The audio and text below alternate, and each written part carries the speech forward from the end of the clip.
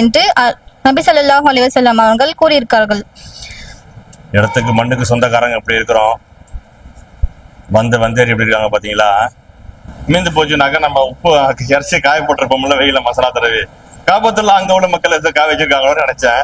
உள்ள மக்கள் இஸ்ரேல் உள்ள மக்கள் 100 ஆண்டு காலம் சிறை பிடித்து வச்சதாக பள்ளிவாசல் வெற்றி அடைவதற்காகவும் அங்குள்ள மக்களின் பசி நபிமார்களை நம்பி அல்லாஹுவை சுபஹானல்லாஹ் அவர்கள் எப்படி இறந்தார்கள் என்றால் அவர்களுடைய மேலும் இஸ்ரேல் என்னும் சொல்லக்கூடிய இஸ்ராயில் என்னும் சூறாவில் உண்மையிலேயே மனசுலாம் ரொம்ப வலிக்குது. இன்ஷா அல்லாஹ். நபி வழி திருமணம், ஆடம்பர திருமணம். முதலாவதாக திருமணம் என்பது அப்போதைக்கு அல்லாஹ்விடம் கேட்கின்றார்கள். அல்லாஹ் மனசு வலிக்கிறதுங்கிறத கண்ணெல்லாம் கலங்குது அவர் என்று நினைத்து அல்லாஹ்விடம் மன்னிப்பு கேட்டார்கள்.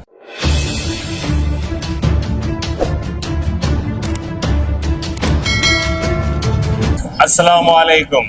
வலைக்கும் ஸலாம் வரஹ்மத்துல்லாஹி வபரகாத்துஹு. முஃபினா ஆஃப்ரீன். அத்தா பேருமா முஹம்மது அலி ஜின்னா. எக்ஸ்பிளைன் பண்ணுங்க அப்படியே. இவைகள் எல்லாம் அல்லாஹ் நபிமார்களுக்கு நிகழ்த்திய அற்புதங்கள். அதாவது மக்கள் நபிமார்களை நம்பி அல்லாஹுவை வணங்கி ஈமான் கொள்வதற்காக இவைகளை எல்லாம் மூசிசா என்றால் அற்புதங்களை நிகழ்த்தி உள்ளான். முதலாவது மூசா அலைஹிஸ்ஸலாம் அவங்க. ஃபிரௌன் மூசா அலைஹிஸ்ஸலாம் அவங்களையும் அவங்களுடைய கூட்டத்தையும் அழிக்க நினைச்சான். அப்போதைக்கு அல்லாஹ் கட்டளை இடுகின்றான், மூசாவே நீங்களும் உங்களுடைய கூட்டங்களும் இந்த ஊரை விட்டு இரவோடு இரவாக வெளியேறிடுங்கள் என்று. அப்போதைக்கு அவங்க அந்த கட்டளையின்படி வெளியேறுகிறாங்க. ஆனால் அதை ஃபிரௌனுக்கு தெரிஞ்சு விடுகிறது. அப்போதைக்கு ஃபிரௌன் அவங்களை பின்தொடர்கிறான். மூசா அலைஹிஸ்ஸலாம் அவர்களுக்கு முன்னால் ஒரு கடல் ஒன்று இருக்கிறது. பின்னால் திரும்பி பார்த்தால் ஃபிரௌனும் அவனுடைய படைகளும் வந்து கொண்டிருந்தார்கள். அப்போதைக்கு அல்லாஹ்விடம் கேட்கின்றார்கள். அல்லாஹ் கட்டளை இடுகின்றான், மூசா அலைஹிஸ்ஸலாம் அவர்களே உங்களுடைய கைத்தடியை தூக்கி கடலை நோக்கி வையுங்கள் என்று. அதே போன்று அவங்களுடைய கைத்தடியை தூக்கி கடலை நோக்கி வைக்கின்றார்கள். அப்போது கடல் இரண்டாக பிளந்தது. மூசா அலைஹிஸ்ஸலாம் அவங்களுக்கும் அல்லாஹுடைய அடியார்களுக்கும் வழிவிட்டது. ஆனால் ஃபிரௌனையும் அவங்களுடைய படைகளையும் மூழ்கிவிட்டது அந்த கடல். இரண்டாவது நபி ஸல்லல்லாஹு அலைஹி வஸல்லம் அவங்களுக்காக நிலவை பிளந்தது.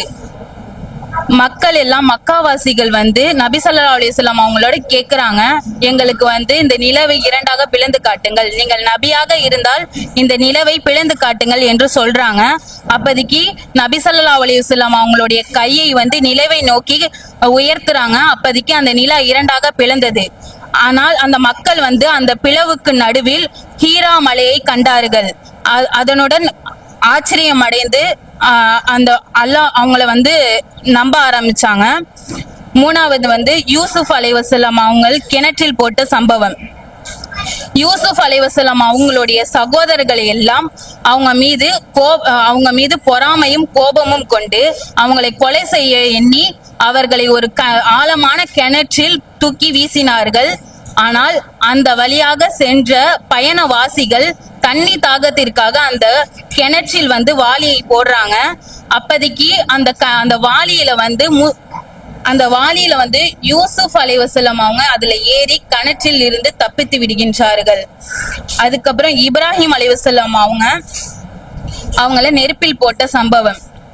அதாவது இப்ராஹிம் அலைஹிஸ்ஸலாம் அவங்களுடைய தந்தையும் அவங்களுடைய மக்கள்களும் சிலைகளை வணங்கி கொண்டிருந்தார்கள். அதனால் இப்ராஹிம் அலைஹிஸ்ஸலாம் அவங்க அந்த சிலைகள் எல்லாம் இரவோடு இரவாக உடைத்து விடுகிறாங்க. அதை அறிந்த மக்கள் எல்லாம் கோபம் அடைந்து இப்ராஹிம் அலைஹிஸ்ஸலாம் அவர்களை நெருப்பில் போடும்படி எண்ணினார்கள். அதே போன்று குழிகளை தோண்டி நெருப்புகளை உண்டுபடுத்தி அவர்களை கட்டி நெருப்பில் போட்டார்கள். அப்போதைக்கு அவங்க அல்லாஹ் என்னோட இருக்கின்றான், எனக்கு எந்த ஒரு ஆபத்தும் நடக்காதுன்னு சொல்லி அவங்க நம்பினாங்க. அதே போல அல்லாஹ் அந்த நெருப்புக்கு கட்டளை இட்டான், இப்ராஹிம் அலைஹிஸ்ஸலாம் அவர்களுக்கு எந்த ஒரு தீங்கும் நடக்கக்கூடாது, குளிரானதாகவும் பாதுகாப்பானதாகவும் இருக்க வேண்டும் என்று. அதே போல அந்த நெருப்பு அவங்களை எந்த ஒரு காயமும் படுத்தாமல் அவங்க பாதுகாப்பா அந்த நெருப்புல இருந்தாங்க. அவங்க கையை கட்டியிருந்த கயிறு மட்டும்தான் எரிஞ்சிச்சு. அதுல இருந்து எந்த ஒரு அடியும் இல்லாம நல்ல விதமாக அந்த நெருப்பில் இருந்து வெளியே வந்தார்கள். யூனுஸ் அலைஹிஸ்ஸலாம் அவர்கள் மீன் விழுங்கிய நிகழ்வு. மக்கள் யூனுஸ் அலைஹிஸ்ஸலாம் அவர்களை நிராகரித்தார்கள். அதனால் கோபமான யூனுஸ் அலைஹிஸ்ஸலாம் அவர்கள் அல்லாஹ்வின் அனுமதி இல்லாமலேயே அந்த ஊரை விட்டு வெளியேறினார்கள். அப்போது கப்பலில் பயணம் செய்து கொண்டிருந்தார்கள். பயணம் செய்யும் பொழுது நடுக்கடலில் நின்று விட்டது. அந்த ஓட்டுநர் யூனுஸ் அலைஹிஸ்ஸலாம் அவர்களை கப்பல்ல இருந்து வெளியேற சொன்னாங்க. அப்போது யூனுஸ் அலைஹிஸ்ஸலாம் அவர்கள் கப்பல்ல இருந்து குதித்து விட்டார்கள். அல்லாஹ் மீனுக்கு கட்டளையிட்டான், நீ யூனுஸ் அலைஹிஸ்ஸலாம் அவர்களை விழுங்கு என்று. அப்போது அந்த மீன் யூனுஸ் அலைஹிஸ்ஸலாம் அவர்களை விழுங்கி விட்டது.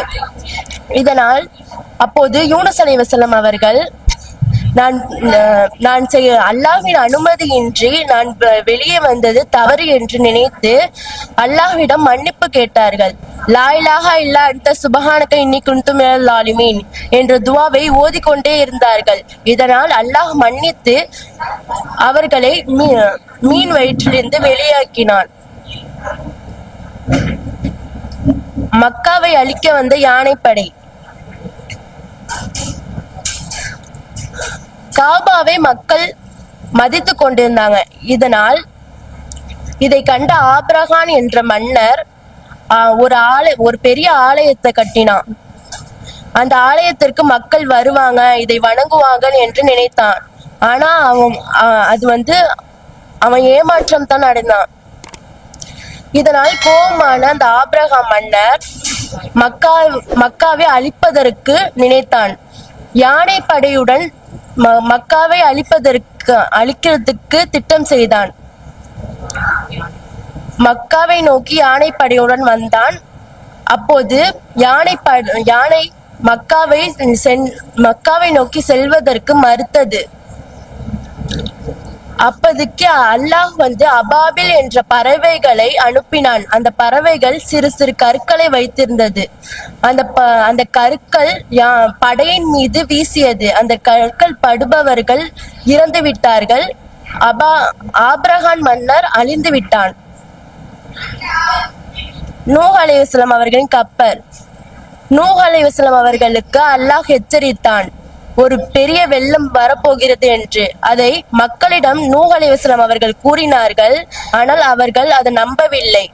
இதனால் அல்லாஹ்வின் உத்தரவுப்படி நூஹ் அலைஹிஸ்ஸலாம் அவர்கள் ஒரு கப்பலை கட்டினார்கள்.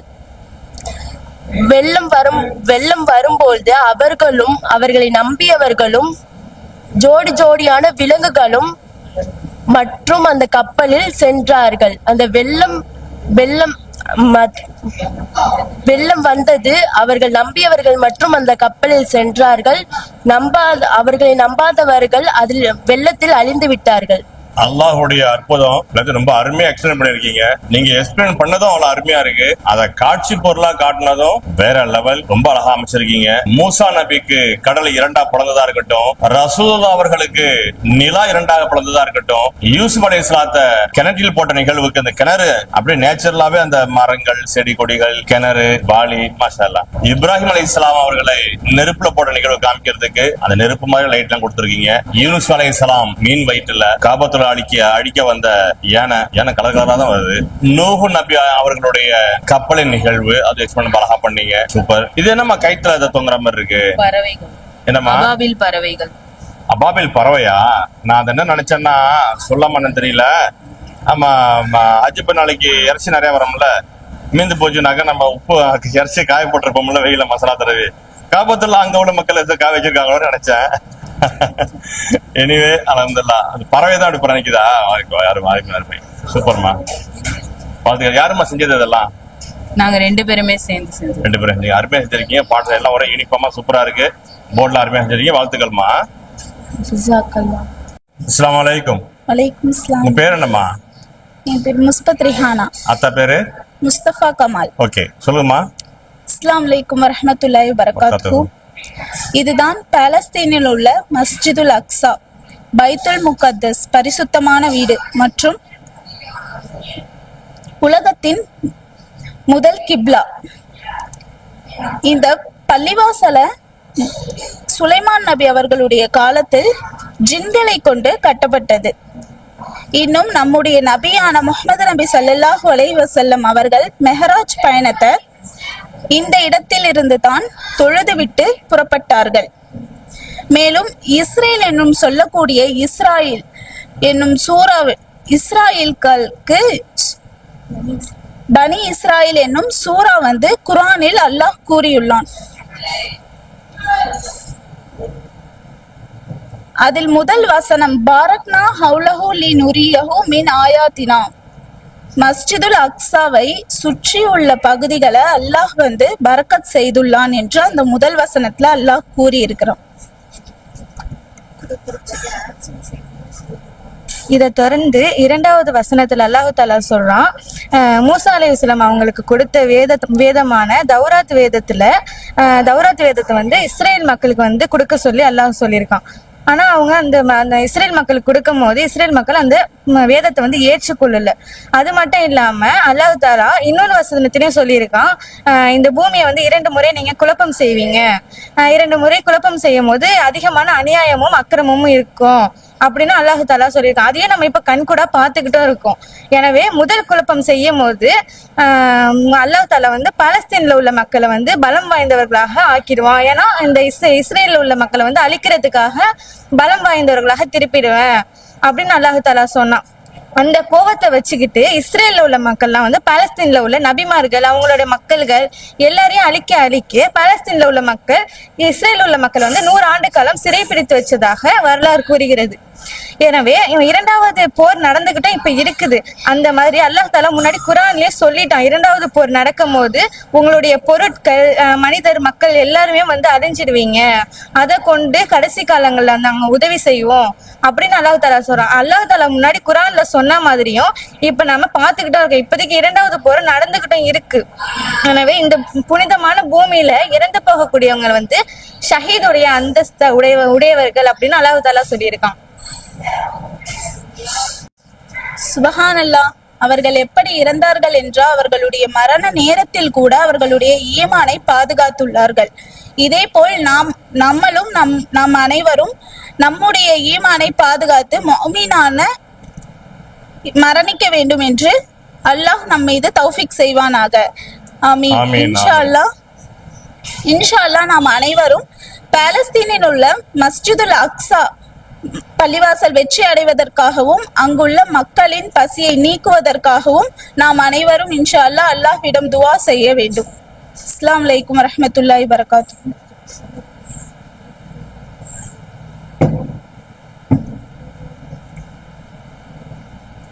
இந்த கான்செப்ட் ரொம்ப அழகா அமைச்சிருக்கீங்கம்மா. இதெல்லாம் பார்க்கும் பொழுது மனசு வலிக்கிறது, அதோட கண்ணெல்லாம் கலங்குது. அதை நம்ம நேர்ல பார்த்தாலும் சரி, இது மாதிரி ப்ரொஜெக்டா பார்த்தாலும் சரி, நமக்கு சம்பவம் தான். இதெல்லாம் பார்க்கும் பொழுது உண்மையிலேயே மனசுலாம் ரொம்ப வலிக்குது. இன்ஷா அல்லாஹ். இடத்துக்கு மண்ணுக்கு சொந்தக்காரங்க எப்படி இருக்கிறோம், வந்தேரி எப்படி இருக்காங்க பாத்தீங்களா. என்றைக்கு நாளும் ஒரு நாளைக்கு அல்லாஹ் வெற்றி கொடுப்பான்னு பாலாச்சி நமக்கு காத்துக்கிட்டு இருக்காங்க. இதில் யாருமா செஞ்சது இதெல்லாம் ப்ராஜெக்ட்லாம்? நீங்கள் 3 பேர் செஞ்சீங்க, அருமையாக செஞ்சிருக்கீங்க, சூப்பராக, வாழ்த்துக்கள். அஸ்ஸலாமு அலைக்கும். வலைக்கும் ஸலாம் ரஹ்மத்துல்லாஹி வபரகாத்துஹு. ஐஷா சஃப்ரின். அத்தா பேருமா? ஜாகிர் ஹுசைன். ஓகே, சொல்லுங்க, என்ன சொல்ல வரீங்க? நபி வழி திருமணம், ஆடம்பர திருமணம். முதலாவதாக, திருமணம் என்பது 1000 காலத்து பயிர் என்று ஒரு பழமொழி. இது ஒரு குடும்பத்தை உருவாக்குவதற்கும் சந்ததியை உருவாக்குவதற்கும் ஒரு அடிப்படையாக அமைகின்றது.